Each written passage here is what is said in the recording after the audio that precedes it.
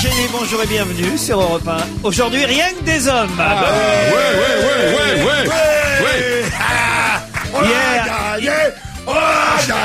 Oh non. Oh non. Non, Déjà vraiment. qu'on a 364 jours que pour nous et ça vous suffit pas. Déjà qu'elles m'ont crevé hier, si vous me tuez aujourd'hui, alors là, aujourd'hui Vous êtes- les hommes, Paul Vermus.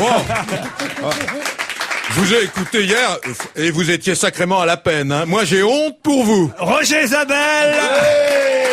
Un vrai. Avec du poil. Jérôme Bonaldi. Jean-Bernard Hébé.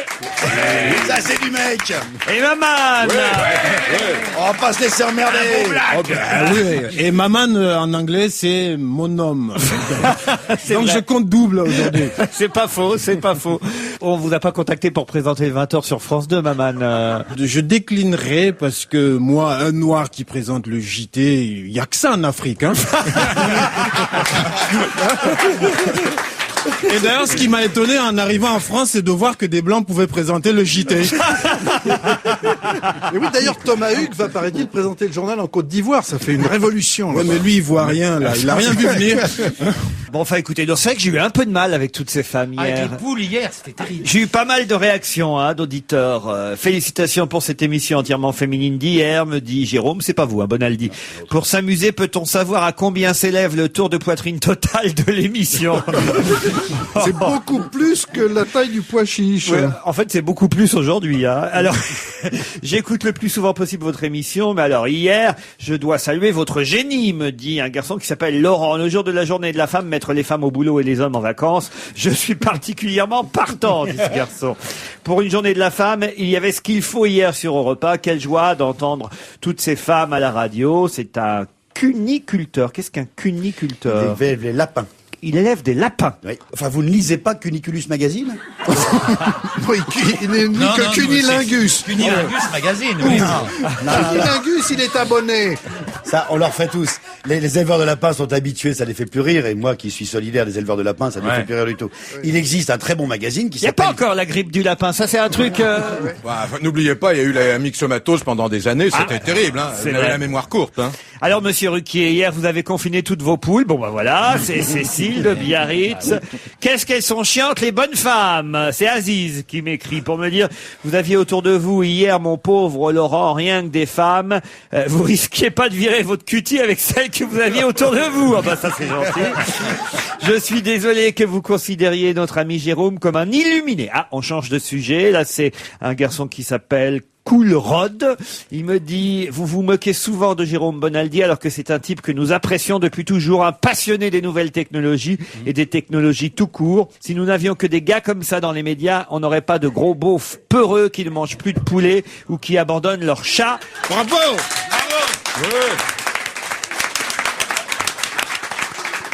Ah ça alors, dites donc que c'est quelqu'un qui vous aime bien, manifestement. Mais il n'est pas le seul. Oui. On le sait très bien que des centaines de mails arrivent comme ça chez vous. Bonaldi, je me suis fait casser la mâchoire par un élève et je vais demander à Philippe Gueluc de vous casser la gueule pour ce que vous avez dit contre les profs la semaine dernière. Parce que moi, j'en ai rien à foutre des chauffe-plats que vous présentez sur les antennes hertziennes. Au signal, je suis prof de judo. Monsieur Bonaldi, une question. Ah, là, c'est au scientifique que l'auditeur Claude s'adresse. Monsieur Bonaldi, si je mets un poulet cru dans mon congélateur, est-ce que je ne vais pas conserver le virus H5N1 dans mon foutu congèle? Ah, bonne question. J'ai entendu dire que par le froid, le virus était conservé dans de l'eau stagnante, gelée. Il reste, oui. Mais de toute façon, il va pas le bouffer cru, son poulet, il va le faire cuire. Donc là, il va être niqué, le virus. Bah oui. Non, ça reste au congèle, ouais. Un grand bonjour Ça à survit. toute l'équipe et tout spécialement au So Cute Paul Vermus. On est So con- cute. Ouais, si gentil pour ceux qui ne connaissent pas l'anglais. Oui, parce que les gens pourraient penser que c'est si con. Hein.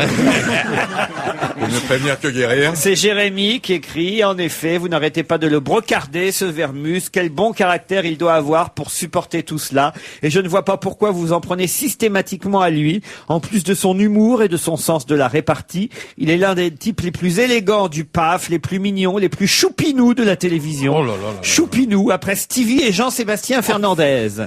Ah oui, c'est un journaliste. Vous savez, on est élégant, hein. C'est pas donné à tout le monde. Je vous l'accorde bien volontiers. Bref, je vous en prie, plus de gentillesse gentillesse, d'aménité et de considération pour Paul Vermus que j'adore.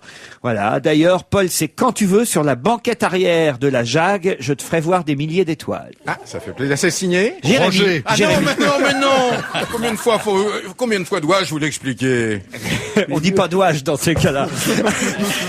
Paul, you are so cute. So cute, c'est mignon, Oui, choupinou. non, mais c'est très bien. Moi qui suis contre les nouvelles mesures de droite concernant l'emploi, j'aurais voulu savoir si Paul Vermus, m'écrit Fabrice, pourrait bénéficier d'un CNE. Une chance pour une nouvelle émission. Bravo à presque tous les chroniqueurs, dit Marie-Noël. Presque tout. Bon, hein, Jean-Bernard, ça ne vous concerne donc pas.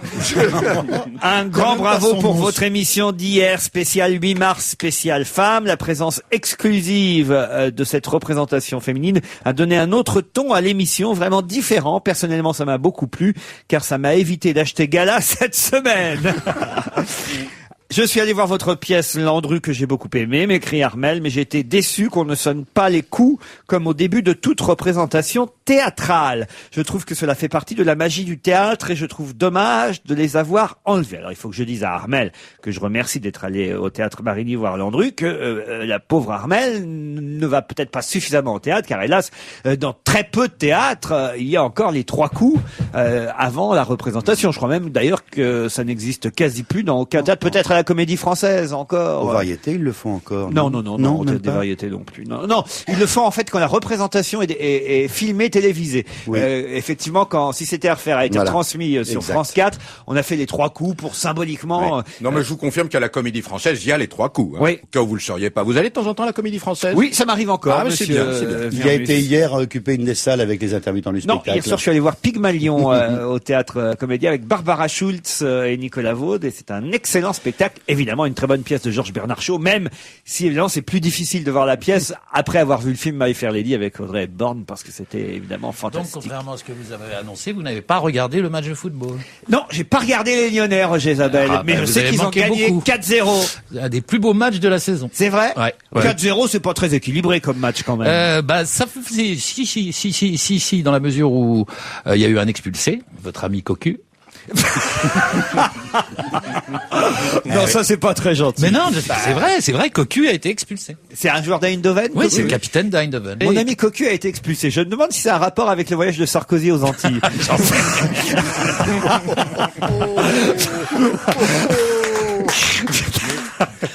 Bon bah écoutez, voilà, c'est une émission qui démarre pas mal. Hein, moi je pour dis. des mecs. Hein, pour des mecs, ouais. Oh, je me sens à l'aise aujourd'hui finalement. Hein. À l'aise Blaise.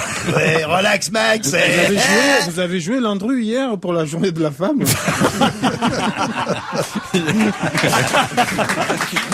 Je n'y étais pas, mais je vais demander à Régis Laspalès comment ça s'est passé. Si effectivement, pour une fois, il les a graciés sur scène, ça pourrait être très drôle. Bonne question, hein. Il n'y a plus qu'à aller. Bah oui, le 8 mars, je me suis dit, Laurent, peut-être c'était un guet-apens l'émission consacrée aux 8 femmes. Ah non, je suis pas un guet-apens. Je ne vous ferai aucun mal. Ne frappe pas.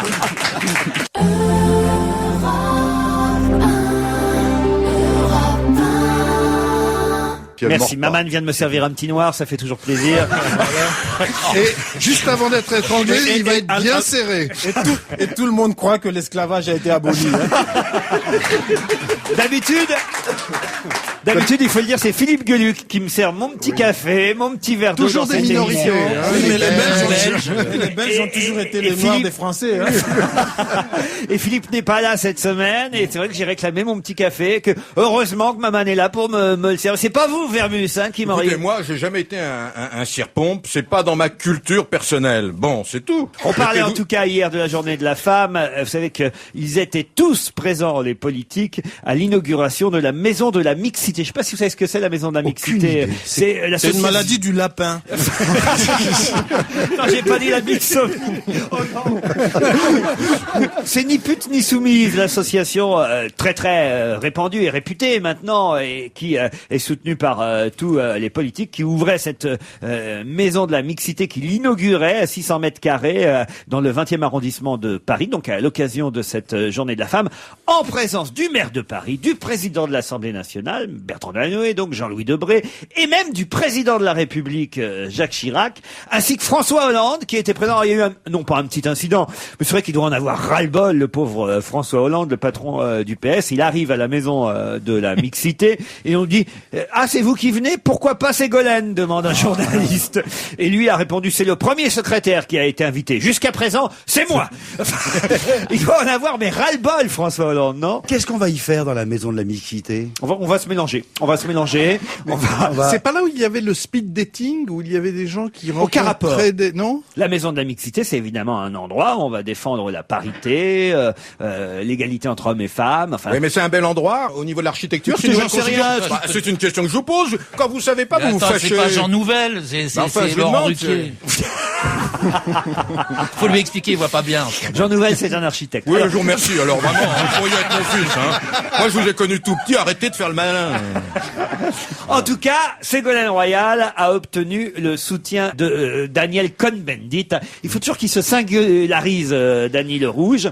Daniel Cohn-Bendit a dit, elle est la meilleure candidate à gauche. Quel autre candidat serait capable de battre Sarkozy, a-t-il confié au journal Libération. Je sens que ça a encore créé des remous au sein justement du parti vert, mais en tout cas, Cohn-Bendit est pour la candidature de Ségolène Royal, qui est la plus écolo-compatible, dit-il. Mais moi, je trouve que vous extrapolez un petit peu à partir d'une déclaration. Il n'a pas dit qu'il souhaitait qu'elle gagne ou qu'il fallait voter pour elle. Il dit quelle autre personne à gauche pourrait gagner. C'est plutôt le constat d'un désert à côté d'elle, mais il n'a pas dit voter pour elle. C'est Il y a pas la un même petit chose. truc. Et un truc en plus, il dit c'est la plus écolo-compatible. Oui, et il dit si les Verts français me demandaient mon avis, je leur conseillerais de se ranger en 2007 derrière la candidate du PS dès le premier tour, avec en monnaie d'échange la promesse d'obtenir un groupe à l'Assemblée nationale. Oui, Alors, mais c'est si les clair, Verts ça. français lui demandaient son avis, ça se saurait. Les Verts moi, français je- seraient pas là où ils en sont. Et moi, je vous conseillerais de vous plonger dans les comptes de la région Charente-Poitou, puisqu'elle est présidente de la Tradition région du Charente-Poitou. Oui. Eh bien, vous verrez qu'elle a augmenté la taxe d'habitation, qu'elle a augmenté la taxe sur la carte grise, qu'elle a augmenté la taxe foncière, que le budget de la culture est passé de 20 à 26%. Tant mieux. Alors voilà, ça nous donne un petit exemple de la région Charente-Poitou. Voilà ce qu'elle pourrait faire en France. Voilà, ça vous donne une idée. Une première idée. Ce sont des faits, ça. C'est pas uniquement des mots. Mais augmenter les impôts, ça n'a jamais été mal. Oui, Surtout pour toi qui en paye pas. Ah si. D'ailleurs, l'expression contribuable français m'a toujours énervé puisque les étrangers en payent aussi. allez, on se retrouve après la pub. Pour le coup, Vermus, je vous ai senti assez anti-Ségolène. Hein. Là. C'est pas que je suis anti-Ségolène. Écoutez, à mais choisir entre Jean-Pierre Raffarin du Poitou-Charentes et Ségolène Royal, franchement, notre choix est vite fait quand même. Je peux ne choisir personne, mais là j'ai des faits. Je vous donne des faits. Vous avez honte de ce Moi, que j'ai toujours préféré Esmeralda au bossu. Non, j'ai rien contre elle, mais maintenant, j'aimerais en savoir un peu plus, simplement. C'est expérimental. Elle est là à la tête d'une région. Bah, on voit ce qu'elle fait à la tête d'une région. En tous les cas, Jean-Pierre Raffarin n'augmentez pas les impôts comme elle les augmente. Alors si vous êtes pour une augmentation systématique des impôts, bah Je d'accord. suis pas vous êtes contre, je heureux. vais vous dire. Je suis Pardon pas contre. Les impôts, c'est plutôt quelque Oui, il y chose. a un moment où il faut s'arrêter quand même, Laurent. Il y a un moment où ça va, les impôts. C'est bien de payer des impôts. Je suis d'accord. Mais à un moment où trop, c'est trop. T'aurais Voilà. pas une résidence secondaire en Poitou-Charentes, oui. Non, je suis en Bourgogne. Tu viens pas de payer l'ISF, toi, là? Si. Tu veux un petit café? Ah bah dis donc voilà, des centaines de voix en plus pour Ségolène Royal. Merci Vermus. Le steak britannique est de retour en France. Alors voilà, autant maintenant on a peur des chats, on a peur des poules, on a peur des moustiques, mais la vache folle, c'est fini, puisque l'Union européenne a annoncé hier la fin de 10 ans d'embargo sur le bœuf britannique. Les Anglais vont pouvoir nous refiler leur fameux rumsteak. Ouais. Hein. Mais vous savez ce que ça nous a coûté, cette connerie-là, quand même. Non. Ça nous a coûté les Jeux Olympiques. Pourquoi? Ben, bien sûr, parce que c'est parce que la France s'est toujours opposée au retour de la viande de bœuf anglaise dans l'Union européenne que les Anglais ont dit, très bien, on va tout faire pour avoir les JO. C'est l'un des... Donc c'est vrai que Chirac en a fait d'autres dans le même genre. Donc il n'y avait pas besoin de ça. Vous extrapolez un peu, mais enfin, essayez d'être un peu optimiste autour de cette table, parce que vraiment, vous me désolez. Non, vraiment, je vous conseille... Attends, si tu commences à te mettre tout le monde à dos, y compris moi, t'es mal barré. Non, j'aimerais objectivement que vous goûtiez la viande anglaise. Ah oui. C'est une viande d'une qualité exceptionnelle. J'ai pas dit le contraire. Qui est à la hauteur de toutes les grandes, de la viande bourguignonne. C'est une viande d'une qualité folle, avec un goût extraordinaire. Elle est L'Angus. tendre. L'Angus. Ouais, non, c'est vraiment. Vous aimez la viande, Laurent Ruquier? Oui, bien sûr. Eh oui. ben, faites un effort et demandez du bœuf anglais. Vous verrez, vous ferez la différence. Je crois qu'en Angleterre, on paye pas beaucoup d'impôts, non? Non, mais alors là, en revanche, je tiens à vous dire une chose. On n'a pas battu toutes les bêtes à cordes, parce que j'ai encore vu le prince Charles la semaine dernière. Non, vous vous moquez, mais j'ai nullement l'intention de quitter la France, ni même parler. Hein. Moi, je suis très bien ici, je ne m'expatrie pas. On n'est jamais à l'abri d'une mauvaise nouvelle. 2 chats morts du H5N1 en Allemagne, alors qu'en France, les refuges sont pris d'assaut. On l'a encore entendu hier soir aux 20h. Et hélas, les Français aussi abandonnent leurs chats. Ça, c'est quand même d'une tristesse. C'est une connerie, surtout. Les Belges aussi, c'est pour ça que Gueluc n'est pas là aujourd'hui. Et à Thoiry, on vaccine les autruches même, pendant ce temps-là, parce que l'autruche, on l'oublie, mais peut être effectivement... Vous avez goûté du steak d'autruche? Ah, ça y est, non, mais on va pas parler de steak. Je vous parle du steak d'autruche, c'est ça qui est intéressant. Oui, non, mais vous avez déjà goûté, répondez à la Du question. steak australien. C'est très bon. Sérieusement, il a raison, c'est très bon. À force d'être aussi à steak, vous allez finir avec Christine Bravo. 2 chats morts donc en Allemagne, et c'est vrai que les propriétaires de chats, même domestiques, s'inquiètent. Suffit de ne pas laisser sortir son chat n'importe où, c'est tout. Enfin, dans la ville de Lyon, il y en a une quarantaine. Les types abandonnent leurs chats en pleine ville. Enfin, c'est stupide. C'est pas stupide, c'est con. Parce que y a aucune raison qu'un chat des villes aille d'un seul coup bouffer des pigeons morts. D'abord, les pigeons morts, je trouve ça pas bien. Cette peur me... Perry Cochin racontait que ses enfants vont bientôt partir en classe verte. Eh ben, il y avait 3/4 des parents qui disaient, ah ben non, faut pas qu'ils partent, parce que c'est dangereux. Mais qu'est-ce que c'est que ça? Enfin, il y a des gens qui habitent il y a des millions de Français qui habitent à la campagne, oui, et ils prennent pas de risque. Oui. Non, mais il faut pas que nos enfants S'il y aillent à a la bien campagne. une chatte qui est pas confinée, c'est celle de Perry Cochin. Elle a été abandonnée, paraît-il. Il est salaud, son mari, quand même. Laisser la chatte de Perry sur le bord de la route, comme ça. Guillaume Cochin nous écoute tous les après-midi, mais pour se bidonner sur ce qu'on raconte sur Perry, c'est le premier alors à se marrer, à dire toutes les conneries qu'on peut dire sur son épouse. Pendant ce temps-là, à Sens, il y a des poulets qui tiraient sur les canards. Je n'invente rien. Les policiers de Sens ont tiré hier sur des canards qui étaient perchés sur le cadavre d'une oie sauvage sur les rives de l'Yonne. L'oie et 2 canards tués ont été récupérés pour une analyse. Un 3e canard blessé au col est tombé dans la rivière, mais les policiers n'ont pas réussi à le rattraper. Les policiers voulaient évidemment tuer ces bêtes pour éviter tout risque de contamination. Rendez compte maintenant le boulot des policiers. Avant, ils chassaient l'immigré. Maintenant, ils sont obligés de chasser les oiseaux en voie de migration. C'est terrible, quand même. Mais vous savez, toute cette grippe aviaire, moi, j'y crois pas. En fait, c'est une technique pour lutter contre l'immigration clandestine, hein. Ah oui? Ah oui, parce que il paraît qu'il y a des rumeurs qui disent que les Chinois, les Turcs, les immigrés, ils ont élevé leurs enfants pour qu'ils passent les frontières cachés dans des oiseaux. Ah bah oui, puisqu'en France on dit que c'est les cigognes qui ramènent des bébés.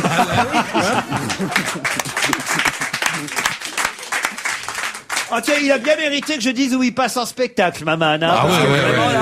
Il nous en a sorti des bonnes depuis 16h30. Alors si vous voulez aller applaudir Maman, n'hésitez pas à aller au Café de la Danse. Il fera une première partie. C'est bien ça, le 14 mars prochain. 14 mars. Et avant cela, le 11, c'est-à-dire ce samedi, à Lavaur dans le Tarn. Dans le Tarn, alors là, il faut aller dans le Tarn. Alors. Ah bah oui, surtout que moi j'habite Montauban, dans le 82. C'est où votre autoban?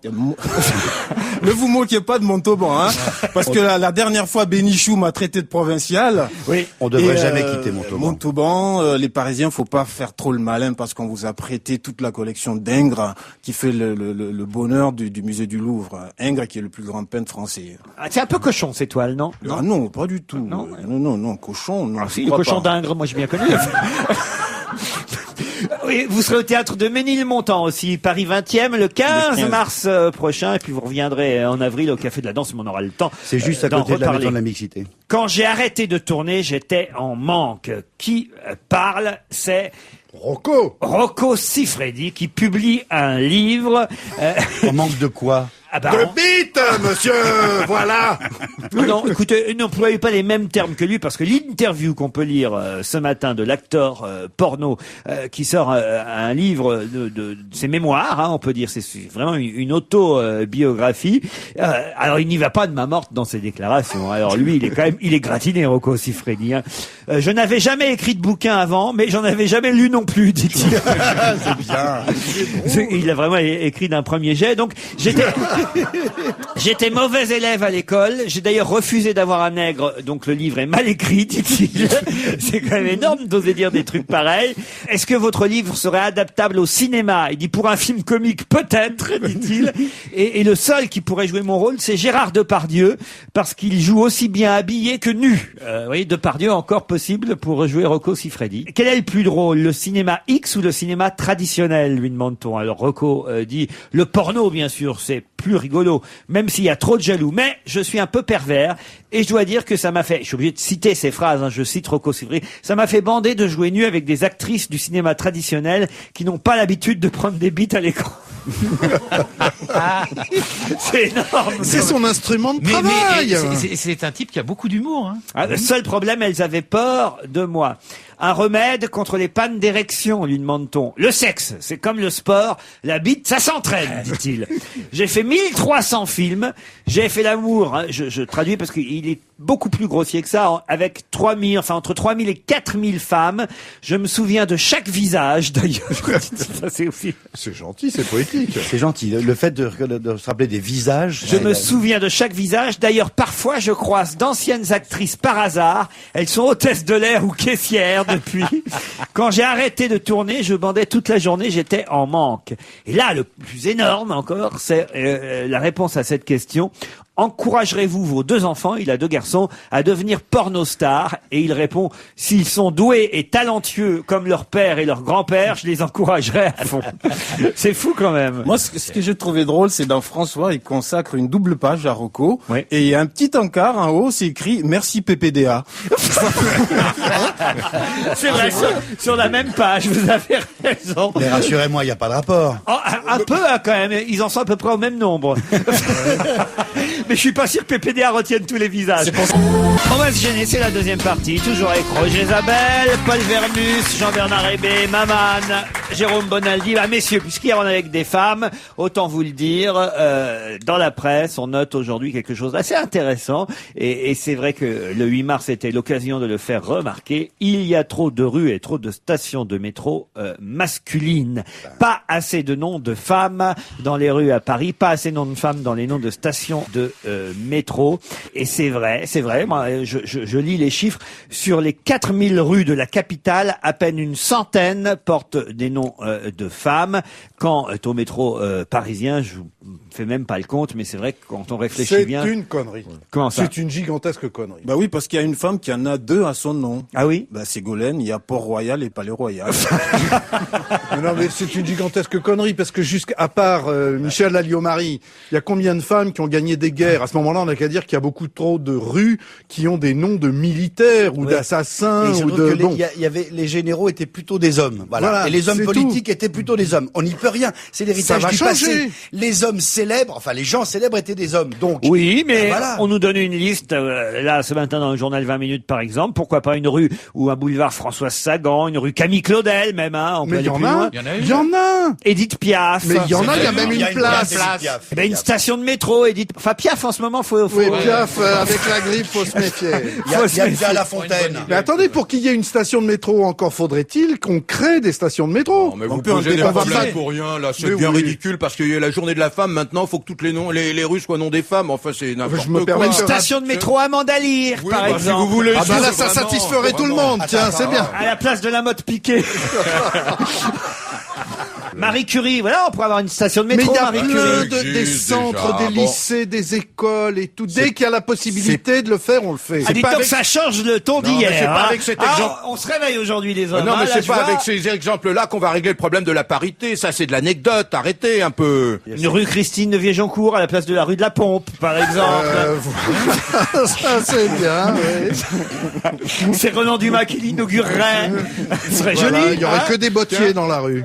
J'ai appris qu'elle allait convoler, tiens, Qui ça? Christine. Elle allait voler un autre con, c'est avec ça un musicien Ah, norvégien. voilà enfin un scoop Paul Vermus. Ben voilà, non mais vous m'adressez pas Christine la parole, de vous vous Viejoncourt. moquez de moi sans arrêt. Ben voilà une information. Elle voilà. va se marier. Probablement. dans Le la- mariage aura lieu dans une station elfe, ça va se Non, passer où? non, le mariage devrait avoir lieu dans les pays du Nord, puisque son fiancé est, je crois, finlandais ou norvégien. C'est un musicien, un compositeur de musique de film, voilà. Puisqu'on parle des jolies femmes, parlons de Camilla, l'épouse du prince Charles. Je trouve qu'après je de Viejoncourt parler de Camilla comme jolie femme, vous avez fait des raccourcis un peu Mais, rapides.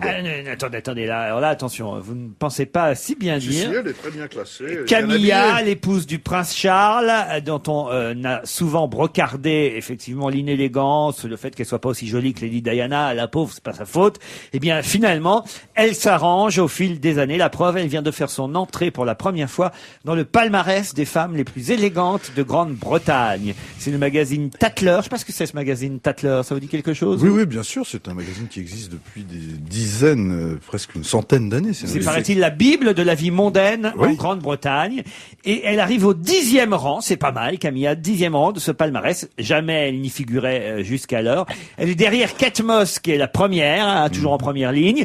Naomi Watts, qui est tout de suite après. L'actrice de King Kong, Naomi Watts. Et puis, vous avez aussi des artistes. Alors là, je dois dire, je ne les connais pas très bien. Tracy Emin, ça vous dit quelque chose? Oui, le nom, mais je sais pas ce qu'elle a fait. Et Sam Taylor Wood. Il y a que des Anglais là, il n'y a pas de Françaises. Oui, c'est un classement anglais, Vermus. Oui, non, mais de temps en temps, il y a des Françaises qui travaillent en Angleterre et qui fait, voilà, c'est tout. Un boulanger, lui, il n'a pas hésité, par exemple, à mettre les clés sous la porte. Vous avez sûrement entendu ça sur Europe 1 ce matin. Ça se passe à Alençon, dans l'Orne. Il n'a pas repris son activité mardi dernier, après 15 jours de congé, laissant, et c'est là le problème, 7 salariés et un apprenti dans le désarroi le plus total. On est parti 15 jours en congé, raconte un des salariés de la boulangerie. Et quand on est revenu mardi, il y avait plus de fonds de caisse. Hein, la caisse avait disparu, ni matière première. Le salarié de la boulangerie, évidemment, est allé voir la police. La police s'est rendue sur place, n'a constaté aucun délit relevant du pénal, mais le gérant et propriétaire de cette boulangerie, monsieur Salvatore Rousseau, qui avait acheté sa boutique en août dernier, a dû renoncer sans rien dire à personne. Le problème, c'est que les employés n'ont pas été payés en février et bataillent maintenant auprès des administrations pour faire valoir leurs droits. Aucun délit relevant du pénal n'ayant été constaté. On a le droit de partir comme ça, alors. Oui, mais Non, le mais du vous travail. n'avez pas le droit de laisser vos employés sans les payer, ni même sans leur envoyer une lettre Et il a quoi? recommandée. Il a déposé le bilan. Il Non. est parti, il a mis Ah non, parce que à la si coche des bois. non, quand tu déposes D'accord. le Oui, bilan, tu dois prévenir tes employés. Il y a une solution de replacement pour ces salariés de la boulangerie, c'est d'aller se faire embaucher par monsieur Jean-Pierre Coyer, qui est rue du Faubourg Saint-Honoré à Paris 8e, puisqu'il vient d'obtenir le Grand Prix de la baguette 2006, monsieur Coyer, la baguette tradition, la meilleure baguette de Paris. Alors, Je croyais que c'était Rocco, la meilleure baguette. lui, c'est la meilleure baguette d'Italie. La meilleure braguette, c'est pas pareil. Et alors, il dit que là, il a un peu de mal maintenant à assurer évidemment la fabrication de sa baguette parce que l'affluence de clients est énorme, l'explosion des ventes de baguettes et la hausse du chiffre d'affaires, évidemment, tout ça est exponentiel avec le prix de la baguette et la renommée que cela lui assure. Tout le monde veut maintenant de sa fameuse baguette. Depuis 3 ans, sa boulangerie. Alors, j'ai dit en fait dans le 8e C'est le arrondissement. 17e. Alors c'est ça que je ne comprends pas parce que il y a une photo, il faudra qu'on m'explique dans le journal Le Parisien, il y a une photo où on voit monsieur Jean-Pierre Coyer qui a obtenu le Grand Prix de la baguette 2006 de la ville de Paris et sous la photo c'est marqué 270 rue du Faubourg Saint-Honoré, Paris 8e. Et Au bout de l'avenue Hoche. Non, dans le 17e, en fait, Oui. c'est un autre boulanger qui s'appelle Laurent Conan, qui lui est le lauréat de 2003 et qui surfe depuis donc maintenant 3 ans sur le succès qu'il a obtenu. Il y a 3 ans, c'est lui qui, il y a 3 ans, avait obtenu. C'est pour dire que c'est un succès qui perdure, que quand on a obtenu le prix de la baguette, normalement, ça veut dire que votre boulangerie ne désemplit pas pendant plusieurs années. Voilà. Ouais, mais c'est vrai, la baguette artisanale, d'abord, c'est bien parce que c'est un pain qui est toujours frais. Dès l'annonce du résultat, dit le lauréat de 2003, donc il y a déjà 3 ans, il y a eu la queue devant la boutique. De 120 baguettes par jour, je suis passé à 800 baguettes par jour, jusqu'à 1000 parfois. Ça m'a fait une de ces publicités, dit-il. J'ai même pu embaucher 5 personnes et acheter du matériel. Ça m'inquiète toujours quand j'entends acheter du matériel, parce qu'à ce coup, je me dis, mais il va peut-être plus faire sa baguette comme avant, parce que s'il est obligé d'en faire plus, d'un seul coup, il va acheter des fours, je sais pas comment, électriques, Non, parce que la façon de le justement, la cuire. baguette tradition, il y a une manière de faire. C'est la panification qui est plus lente. C'est-à-dire que La quoi la panification. Ah oui. En fait, la farine a relativement peu d'importance. Faut prendre de la bonne farine. Vous savez qu'il y a des blés AOC maintenant. Mais derrière, l'important c'est la vitesse avec Des laquelle blés on pétrit. AOC. Et il y a du blé AOC. Ah, des blés à lever, alors. Non, non. Et vous qui savez tout, Attends. Bonaldi, Non, non, Bonaldi. moi j'aime bien la panification, j'aime bien la farine, et je trouve que le métier de minotier est un très très très beau métier. Et le respect de la farine et du bon pain est formidable. Quand même une chose que je ne comprends pas. L'idée, elle est de panifier lentement. D'accord, Comme mais son justement, il dit après une fermentation longue et un pétrissage Voilà. lent, je bichonne ma baguette. Il faut 24 heures pour la faire. S'il faut 24 heures pour faire une baguette, je comprends pas comment il arrive à en vendre 5000 par jour. pâte se repose la veille. Il faut laisser le temps à la pâte de reposer. Faut Il dans faut le pas une baguette en 24 heures quand même. Non mais 24 heures complètement pour faire Bonaldi, vous Entre le qui savez tout. pétrissage et la sortie de la baguette, il se passe 24 heures. Ouais, et faut la faire à la main, faut pas faire un pâton Mais- industriellement. Il faut mettre soi-même. Taisez-vous sa un peu, signature. ça suffit. Et c'est- Mais non, respect, écoutez-moi un on instant. redécouvre. Vermus, vous n'êtes pas dans votre émission Non, là. je vous ai déjà dit que j'étais tellement bien chez vous que j'ai pris mes aises. Voilà. Combien coûte une baguette, Bonaldi, vous qui savez tout? Les boulangers ne meurent pas de faim et bientôt ils vont être à l'ISF. Vendre du pain, oui, on gagne bien sa vie. Je vous ai pas posé ça, je vous ai demandé combien ça coûte. Vous connaissez vous le prix de la baguette au niveau 95 centimes, petit père. Attends, Ah, vous ne m'appelez pas petit père. Je sais pas où vous achetez votre baguette, hein. 95 centimes? Oui. Oh, non. D'euros, 95 centimes d'euros Bien évidemment. sûr. À Montauban, c'est beaucoup moins cher. Mais moi, à Paris, je connais des endroits où je l'achète à 75 centimes. le pain, c'est comme les coiffeurs. Il y a un prix de base officiel. On peut se faire coiffer pour dans le genre 5 euros. On peut avoir une baguette normale à 75 centimes d'euros. Mais du coup, Oui, mais les c'est gens comme le font- coiffeur, elle est à épi. Exactement. C'est coiffé au bol. Mais de plus en plus, ils font des pains tradition, des pains spéciaux, des pains aux céréales, qui eux sont des prix libres. Il y a un prix officiel, on n'a pas le droit. C'est la vieille tradition il faut pas que le prix du pain augmente. De toute façon, moi, j'achète toujours une demi-baguette pour pas gâcher. C'est ce que dit votre femme. On se retrouve après la pub. On va se gêner, toujours avec Vermus, Hébé, Maman, Isabelle, Bonaldi. Aujourd'hui, c'est la 9e édition de la journée nationale de l'audition. Il y a le juge Burgot, il y a le juge Burgot qui doit se planquer, il doit dire pas encore. Non, on parle bien sûr de l'audition de l'oreille. Évidemment, 250 000 brochures. Nos oreilles, on y tient, vont être distribuées aujourd'hui aux jeunes, ainsi que 60 000 paires de protection auditive, notamment dans les discothèques. Les troubles de l'audition touchent 5 millions de personnes, dont 10% sont des jeunes de moins de 18 ans, à cause, vous l'imaginez bien évidemment, des boîtes de nuit, des rave parties, des bistrots musicaux, des baladeurs MP3 et de tout ce truc, et de toutes ces musiques que les jeunes se mettent de plus en plus sur les oreilles. Faut bien dire, nous on n'a pas été abrutis par la musique. C'est vrai, on écoutait ça sur. Ah bon?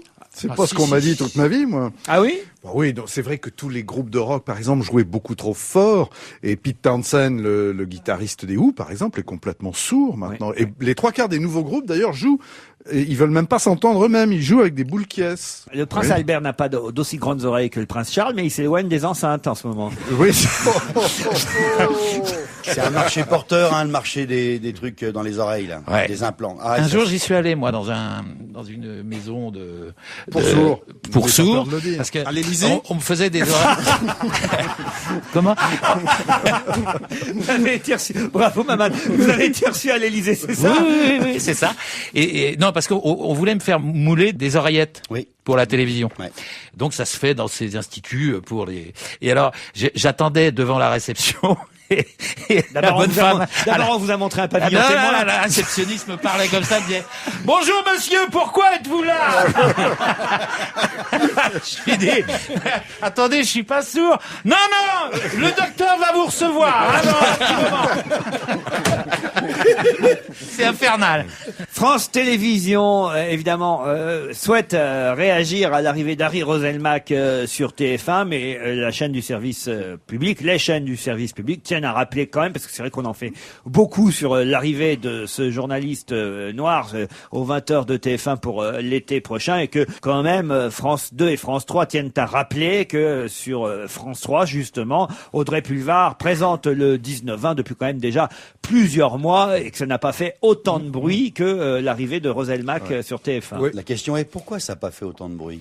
Parce que personne ne regarde. Voilà. Non, Ah alors, oui, c'est aussi, non, mais c'est aussi bête que ça. Non, le 19-20 est très très regardé. Mais c'est rien par rapport aux 20h de TF1. Je vais vous apprendre quelque chose que vous avez tous oublié ici à cette table. Ah, oui. Lorsque je travaillais il y a une vingtaine d'années à TF1, à Bonjour la France. Et que tu étais noir. C'était une émission le samedi et le dimanche. On va savoir, il était noir ou il était bourré? Une seconde. Il y avait Jean-Claude Bourret.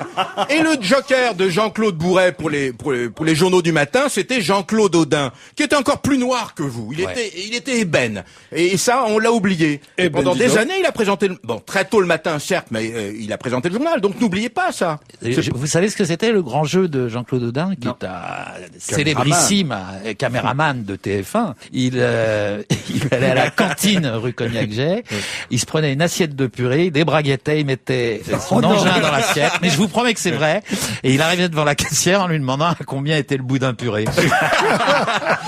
Quelle horreur! Mais c'est vrai! Ah, c'est un grand classique, ça.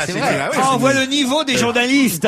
Extrêmement élégant. Des journalistes de couleur à TF1, moi j'en ai déjà vu. Ah hein. oui? Oui, j'ai vu PPDA tout rouge devant le décolleté de Béatrice Dalle. Hein. C'est vrai, par exemple, vous avez raison. Mais en tout cas, c'est vrai que c'est un événement, mais peut-être qu'on en fait un peu beaucoup. Il a une pression énorme, là, ce pauvre. Surtout que c'est un journaliste très compétent. Moi, je le suivais déjà sur France Info, où il était remarquable. Par son nom, on pouvait même pas savoir son origine. Et c'est dommage vraiment pour lui, quoi. Surtout qu'on parle de discrimination positive. En même temps, je crois qu'il fait partie d'une association qui justement défend la discrimination positive. Donc, évidemment, il peut pas aujourd'hui s'en plaindre. Dans son cas, c'est le mérite. Voilà. Moi, je suis déjà opposé à pas au principe de la discrimination positive, mais au nom. Pourquoi discrimination alors que ça vient de affirmative action? Pourquoi ne pas dire action positive? Rachid Arabe rappelle, il est interrogé ce matin dans France Soir en tout cas, qu'au début en 81, quand il est arrivé sur les écrans du service public, il a reçu des courriers terribles de téléspectateurs racistes. Raton, bougnoul, quitte nos écrans, des lettres hallucinantes, et que malgré tout, il a tenu, qu'il ne s'est pas démonté, des insultes aussi des député même du Front National, mais rien ne l'a fait plier. Il a même présenté le Trésor de France 2 en duo avec Carole Gessler, et il continue à présenter chaque dimanche l'émission J'ai rendez-vous avec vous. Il a même fait un duo avec moi d'ailleurs au Cirque d'hiver à Chidara. Vous avez tout fait vous alors, hein? Bah oui, et ça vous bluffe, ça vous étonne, mais c'est comme ça. Vous savez, quand on a du métier et de l'expérience, on a une vie derrière soi. Oui, on a fait un numéro de funambule au Gala de la Presse du temps que ça existait. Qu'est-ce que vous faisiez vous en funambule alors? Eh ben moi je marchais sur un fil. Vous marchiez sur un fil, en vous collant, en moule burne. Non mais vraiment, vous avez appris à faire un numéro d'équilibriste. Oui, avec Rachid Arabe, il vous le confirmera. Et vous aviez une barre pour... Oui, on a fait aussi un numéro de mime, on a eu un énorme succès. Non, attendez, je sens là que vous passez très vite du numéro de funambule au numéro Disons que j'ai plus fait un numéro de mime, si vous inquiétez. Voilà. Dites-moi si vraiment vous avez marché sur un fil. Pas tout à fait. Pas tout à fait. C'était Rachid qui a marché sur un fil. Et vous faisiez quoi pendant ce temps? Je le regardais. Tu faisais pas chasseur alpin pendant ce temps-là? C'était du fil à couper du beurre, alors. Ah, parlons de la nouvelle émission de télé-réalité qu'on va voir dans quelques semaines sur TF1. Jean-Marc Morandini, j'imagine, chaque matin vous tient au courant point par point de ceux qui peut-être vont participer à cette émission. Je suis une célébrité, sortez-moi de là. Une émission où on va mettre dans la jungle. Là, ce sera plus particulièrement et plus précisément au Brésil, la jungle brésilienne. On va y mettre donc des célébrités, leur faire des tas de choses insensées, passer sur des ponts de singes, bouffer des bestioles hallucinantes, les réveiller tôt le matin. C'est un peu Première Compagnie, hein, c'est un mélange de Koh-Lanta, de Première Compagnie. Et les people sélectionnés seraient pour l'instant, alors, Loana, hein, le grand retour de Loana dans la télé-réalité, fallait bien qu'elle trouve quelque chose. Philippe Candeloro, là c'est un peu plus triste parce que d'après ce qu'il avait réussi à faire sur France 2 pendant les JO de Turin, je trouve que c'est un peu dommage. Il devrait continuer et persévérer dans... Enfin, il va être mieux payé que sur France 2. C'est ça, c'est ça. Évidemment, c'est ça toute la différence. Et comme c'est un garçon qui aime beaucoup l'argent... Marielle Guachel, paraît-il, est pressenti... Alors, moi, je dirais bien tout cela au conditionnel, parce que je suis en train d'enquêter sur cette affaire, et vous sortirez dans très peu de temps des noms qui vont vous surprendre. Parce que tout ce qui est annoncé dans la presse me paraît un peu superflu, un peu erroné, et vous aurez bientôt la vérité vraie. Très franchement, il m'étonnerait que Marielle Guachel accepte une... Mais c'est elle qui en a parlé, hein. Ah bon? Oui, c'est elle qui a révélé le poteau rose. Géna de René aussi. Alors ça, c'est une ancienne championne. C'est une ancienne... c'est un ancien canon. Oui, Vélie Blanchiste et une femme sublime, et c'était l'épouse de Arnaud de René, qui était un aventurier qui a disparu en Chine. Blanchiste. En Chine. Ah ben voilà, il va faire la même chose, mais en direct à la télévision. Voilà, elle. Alors, et vous avez Thierry Redler, qui est révélé par la série Les Filles d'à côté. Oui, c'est ce grand garçon avec des lunettes, là. Je vois pas qui c'est. Non, vous voyez pas qui c'est. Du tout. Et on nous parle aussi de Julie Pietri. Vous vous souvenez de Julie Pietri? Oui. Ah oui, formidable. Lève-toi. Le matin, il faut la réveiller comme ça, d'ailleurs. Lève-toi à 5h du mat. Pour aller tourner dans la jungle brésilienne, ils vont pas aller bien loin. Ils vont aller dans le bois de Boulogne, non? Mais soyez bien vigilants sur tous ces noms, hein. Il y a autre chose. Bon, alors vas-y. Je ne vous dirai rien.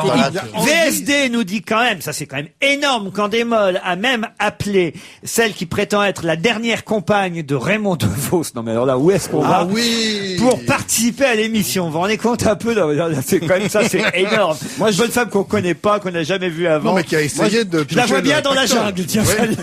J'ai une suggestion au Premier ministre. Foutez-moi tout ça en CPE, vraiment. Non, vous avez une meilleure suggestion à faire au Premier ministre, c'est de dire à sa fille que surtout elle n'y participe pas, parce que même la fille de Dominique de Villepin aurait été contactée par Endemol pour qu'elle participe à cette émission.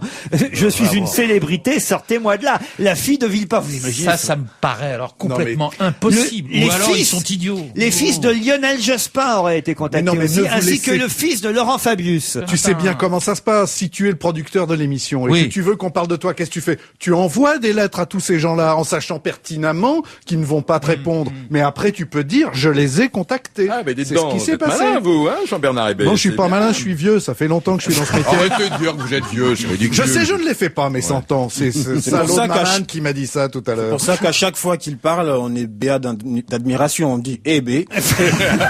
Alors là, Maman, tu recules de 3 cases. C'est quand lui faisait la commune. Non, t'avais mis des bons points, mais c'est un alors compliment. C'est un compliment. Oui. On ne dit pas à Maman qui recule de 3 cases. Surtout que c'est connu en Afrique, on vit tous dans des arbres. Hein.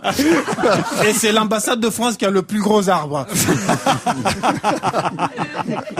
Le PSG au Stade de France, on en parle. Il paraît qu'il va y avoir une sorte de remaniement des clubs à Paris, que ce soit pour le rugby, que ce soit pour le football, que ce soit à propos du stade Jean-Bouin, fameux stade Jean-Bouin, et le PSG qui pourrait changer évidemment d'actionnaire, Canal+ pourrait se retirer, et le PSG pourrait finir par jouer au Stade de France. Et alors là, moi, ça me fait marrer, parce qu'après ce qu'on a vu évidemment la semaine dernière, ça va quand même les impressionner, les équipes réserves des autres clubs, quand ils vont devoir affronter le PSG au Stade de France. Non, mais ils vont pas jouer au Stade de France, c'est sur le parking du Stade de France. Ça sera impossible matériellement avant fin 2007, puisqu'il y a la Coupe du Monde de rugby, et que il serait impossible parallèlement de faire disputer un championnat de France de football et des matchs de football au Stade de France par une équipe de club. Donc matériellement, ce serait pas avant la fin 2007, et puis c'est loin d'être fait. D'abord parce que le Stade français, l'équipe de Paris de rugby, qui devrait dans ce projet déménager au Parc des Princes à la place du Paris Saint-Germain, je crois que pour le moment ils disent qu'il n'en est pas question, et on doit refaire le Stade Jean-Bouin justement pour le Stade de Pourquoi c'est pas rugby vous français. qui avez succédé à Thierry Roland et c'est Gilardi finalement quand je vous écoute? C'est pour que Jean-Michel Larquet continue à dire tout à fait Thierry. Et oui, il fallait prendre un Thierry, ça c'est sûr. Hein. Non, c'est vrai, Roger, vous nous manquez à la télévision quand même. Attendez, là, il y a la saison de Formule 1 qui reprend. Je vais reprendre c'est vrai. mon émission le lundi soir sur Eurosport. Attends, ça tombe bien que vous me parliez de ça parce que j'ai du mal à suivre. Hein. Le premier Grand Prix c'est dimanche prochain. C'est à Bahreïn, oui. Et alors, Alonso, il est dans la même écurie que l'année dernière ou pas? Non, il est Alonso, gardien du PSG, Alonso. Oui. Il est chez Renault, mais il a déjà signé un contrat pour la saison d'après chez McLaren. Mais alors comment il va faire pour piloter une voiture d'une écurie dont il sait très bien qu'il ne sera plus? Eh ben, il va la faire perdre. Voilà tout le problème et voilà ce qui met en colère tous les dirigeants du sport automobile et de la Formule 1 parce que c'est vrai que à chaque fois que Alonso va se faire, je sais pas, on sait jamais, s'il se fait passer par une McLaren, on pourra le soupçonner de l'avoir fait un peu couillon, exprès. ça, quand même. Mais je rassure les gens, un pilote de Formule 1 quand on le met dans une voiture au départ d'une course, il roule vraiment pour gagner. Il a envie de gagner le classement des pilotes, évidemment. Oui, tout à fait. Mais c'est surtout ça, c'est qu'un pilote, au départ, il roule d'abord pour lui et non pas pour une bagnole. C'est un sport, les F1, alors c'est vraiment pas un sport d'équipe, hein, parce que les deux équipiers dans la même écurie sont vraiment très très concurrents et on joue là-dessus d'ailleurs. Et il y a d'autres questions, alors là parce que c'est bien un domaine que je maîtrise pas totalement, pourtant j'ai longtemps habité près du périphérique, mais pourtant vous avez une Alonso dans votre équipe. C'est vrai, mais je la pilote pas si souvent que ça. Et vous n'êtes jamais monté dedans. Non. Et puis elle porte pas si souvent la jupe. Alors non, c'est que il y a pas de Français non plus. Non, il y aura un Français sur les 3 premiers Grands Prix. Il y aura un Français essayeur, c'est Franck Montagny qui était chez Renault, mais qui au bout de 3 Grands Prix va partir parce qu'il va aller disputer le championnat nord-américain, la Formule 1 nord-américaine, le Champ Car. Vous, Roger Isabelle, dont on sait que vous avez eu de nombreuses conquêtes féminines, quand vous avez... Vous êtes gentil, mais ma femme écoute. Quand vous avez été reporter sportif, quand vous déplaciez... Oui, j'étais déjà marié. À travers la France. Vous avez été champion de F1, on m'a dit. 10 hôtels par jour. Allez, on se retrouve après la pub. On va se gêner avec Serge Liado au téléphone. C'est l'heure des chansons qui se ressemblent. Bonjour Serge. Bonjour Laurent, bonjour messieurs. Aujourd'hui, donc vous avez ressorti une chanson qui je crois d'ailleurs a été interprétée par Sacha Distel qui s'appelle Le Bateau Blanc, c'est bien ça? Oui, exactement. Mais c'est ressorti récemment en version, comment ils appellent ça, Techno Dance. Techno Dance. Et même, le bateau blanc. Il chantait même ça avec ses enfants, Sacha Distel, si oui, ma mémoire vrai. est bonne. Il faisait des choristes derrière, oui. Et alors, cette chanson ressemble à une autre? Cette chanson-là, elle a été refaite pour l'occasion par cette chanteuse qui s'appelle Carole. Elle a été refaite légèrement. Il y a des couplets qui ont été ajoutés. Or, ces couplets ressemblent à une autre chanson. Cette chanson est moins connue. Elle s'appelle Runaway. Elle date de 2004.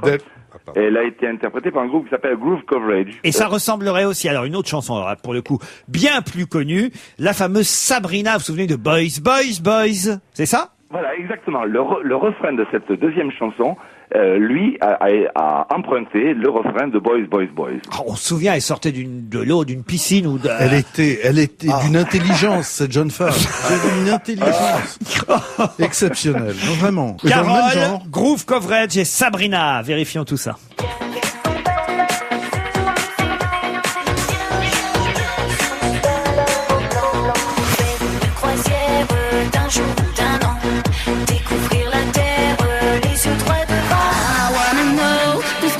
Of your heart, why do you tear my broken soul apart? Is it a dream or my reality? Lost and without, after warranty. La mer, les poissons volants. No, I am not your fucking second choice. Couvrir une terre, les oiseaux chantent. No, I am not turning down my voice. Une croisière d'un jour ou d'un an. Découvrir la terre, les yeux droits devant. Until you understand, there's nothing to command. Until you realize that we can touch the sky. I'm singing, oh, oh, oh, I want to run away. Singing, oh, oh, oh, but I can find a place to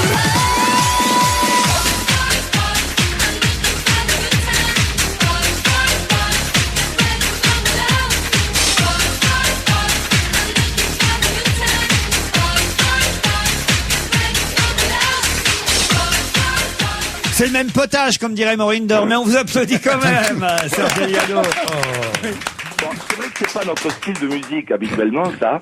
Mais c'est une suggestion d'un jeune garçon qui s'appelle Kevin Desmith qui m'a envoyé un mail qui m'a dit de m'intéresser à ces chansons-là.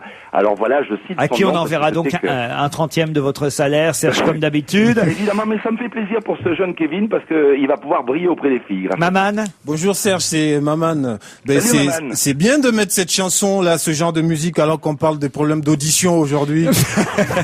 c'est vrai, là, ça nous a bien crevé les tympans, mais Serge a une chanson flash pour adoucir évidemment nos oreilles. La loi sur la licence globale, j'ai l'impression que c'est un chef-d'œuvre de valse hésitation. Au mois de décembre, on l'introduit. Avant-hier, on la retire. Hier soir, on l'a réintroduit. Et ce n'est pas près de finir. C'est un article qui est monté sur un ressort. On nous le montre, on nous le met, on nous le sort. On le remet, on le ressort. Sans notre accord, ils vont finir par nous baiser, qu'aucun de sort. À demain, Serge Viado, vous changerez de sujet. J'ai bien compris que ça vous intéresse, la licence globale, mais ça fait déjà 2 fois cette semaine. Hein. D'accord. Ah, vous nous gratterez autre chose demain, d'accord? D'accord, c'est promis. Autrement, c'est le CPE. Tout à l'heure, on parlait de Loana. Alors, j'ai oublié de vous donner quand même l'info essentielle de la semaine. C'est le magazine Public qui en a l'exclusivité et qui nous montre les photos. Jean-Édouard et Loana, c'est reparti. Et alors, même pas dans une piscine, hein. Ils sont à nouveau ensemble. Loana et Jean-Édouard, les 2 premiers lofters, hein, c'était à l'époque de Stevie, il y a déjà 5 ans, vous vous rendez compte, 5 ans. Eh bien, ils ont remis le couvert. Alors, est-ce que c'est pour la presse People? Évidemment, on pourrait le penser, mais quand même, les photos montrent un couple plutôt amoureux, on va dire. Et quand je disais que, après tout, ils n'avaient pas de piscine, non, il y a même une photo, on les voit aujourd'hui, 5 ans plus tard, dans une piscine, tous les 2. Ils vivent d'amour et d'eau fraîche. Elle dit, il a changé. Aujourd'hui, c'est un homme, un vrai. Oui, on s'aime. Je lui ai tout pardonné. Il m'a toujours fait craquer, dit Loana. Il est plus attentionné, plus câlin qu'avant. Voilà, ils sont à nouveau ensemble. C'est pas beau, ça? Vous y croyez, vous, à tout ça? Ah, je ne sais pas. Moi, tant que Vous êtes très fleur bleue, hein, finalement. Je vois, vous êtes ému, vous lisez ça, vous êtes tout retourné, hein. Enfin, s'ils font, Chamboulé, même. s'ils font un petit, faudra le donner au musée de l'homme, quand même. Hein. Ils sont à Dakar, d'ailleurs, en vacances, dans cette piscine. On les voit. Oh bah, ils se sont fait offrir un petit voyage. Voilà, c'est ça. Voilà. Hein, je pense pour faire des photos. Pour faire des photos. Ils sont partis à Dakar dans un charter, j'espère. Non, rien. On les voit en photo à Roissy avec leur bagage. C'est lui qui pousse le chariot. Ah, c'est bien, voilà. Il a trouvé un boulot, c'est bien.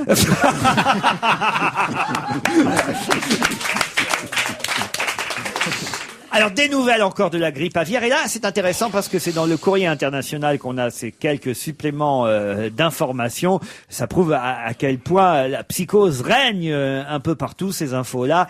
La découverte de 40 oiseaux morts à Vienne. Alors là, le problème, c'est qu'on nous dit pas si c'est en Autriche, Vienne en Autriche ou Vienne en France. Mais j'imagine que c'est en Autriche parce que l'info vient d'un journal qui s'appelle Der Standard. Donc, Et c'est dans le Courrier international, donc c'est l'Autriche. Donc voilà, la découverte de 40 oiseaux morts à Vienne la semaine dernière a semé un vent de panique, mais l'autopsie de ces oiseaux a montré que la grippe aviaire était finalement hors de cause. Pourquoi?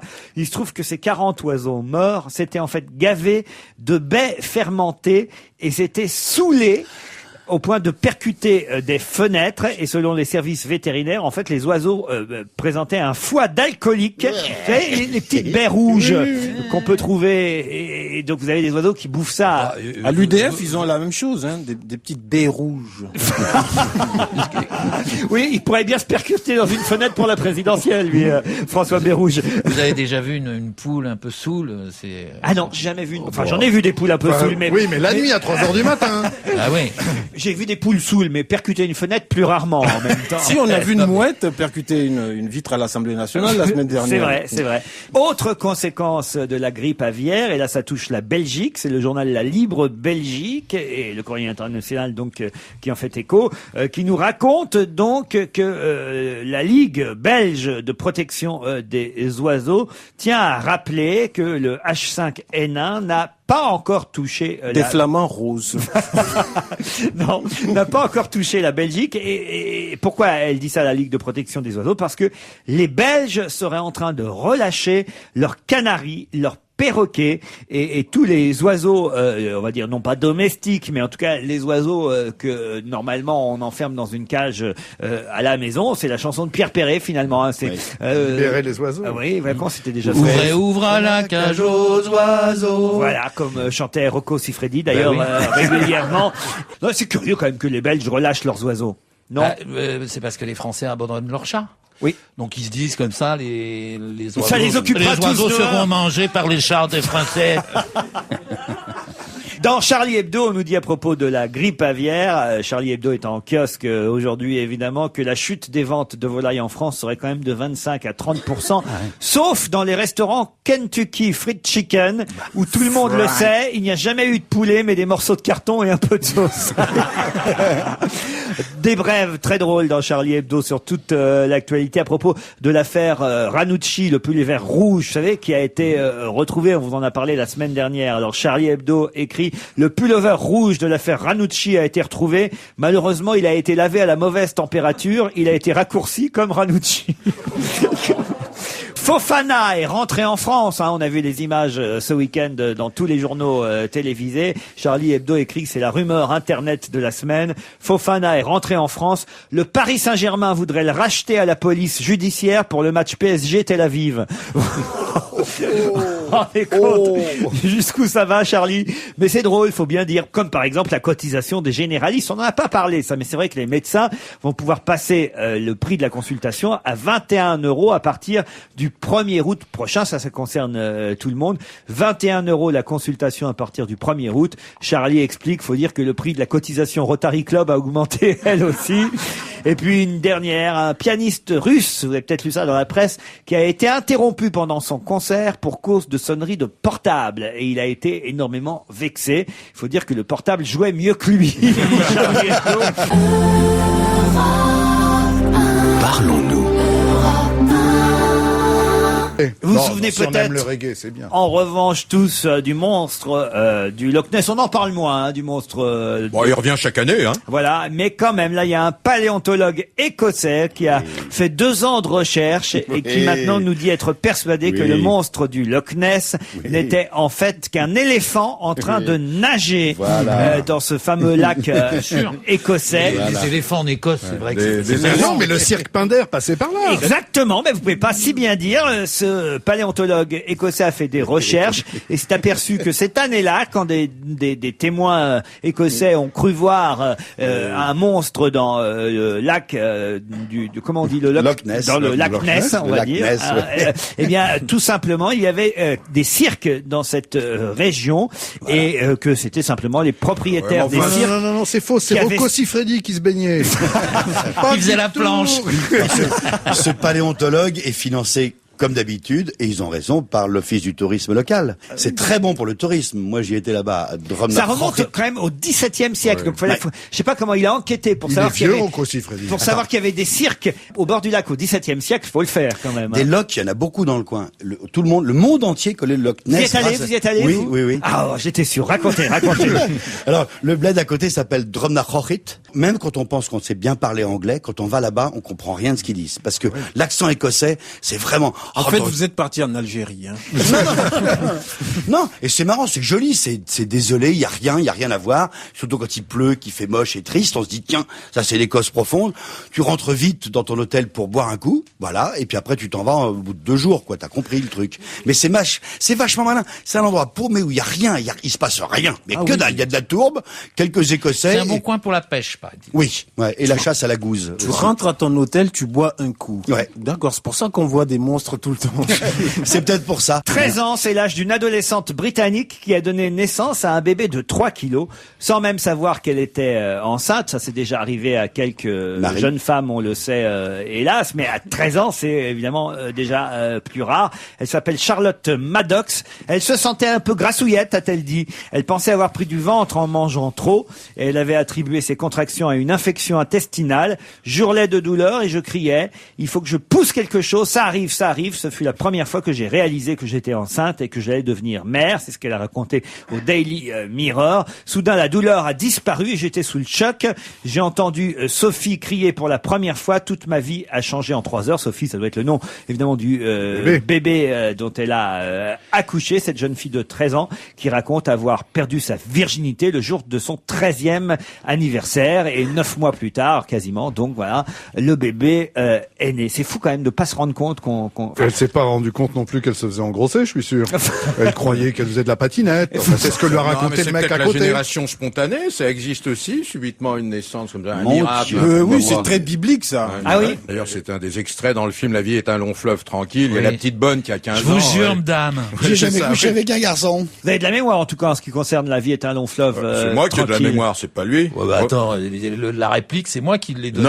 Non, c'est moi qui ai donné l'anecdote. Hein. Oui, il faudrait quand même On remettre répète la chaud, valeur. deuxième D'accord. partie. Cette émission n'est pas un long fleuve tranquille. Heureusement, Jérôme Bonaldi a dans les mains alors un bouquin dont il veut nous vanter les mérites. Un bouquin de toilette. Un bouquin de toilette. C'est le bouquin qu'il faut laisser aux toilettes. C'est un tout petit bouquin chez Marabout parce qu'on le prend et le reprend. C'est on ne dit pas, mais on dit.